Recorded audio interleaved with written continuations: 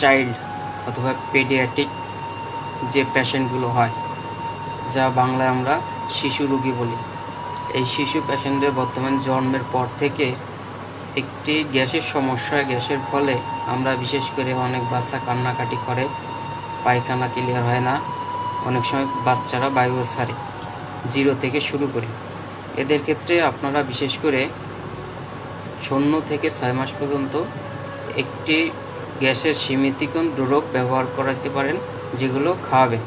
ফিলাকল, এই ওষুধটা মূলত বিশেষ করে সবাই চিনে। এই ওষুধটা 0 থেকে 6 মাস পর্যন্ত একটা বাচ্চাকে নিয়মিত খাওয়াইতে পারেন, তবে প্রয়োজন অনুসারে মাঝে মাঝে অফ দিবেন। কারণ বাচ্চাদের অতিরিক্ত গ্যাস হলে দেখবেন বাচ্চারা মোছামুছি করে, কান্নাকাটি করে, বিশেষ করে বিরক্ত করে, আর বায়ু তো হয়ই।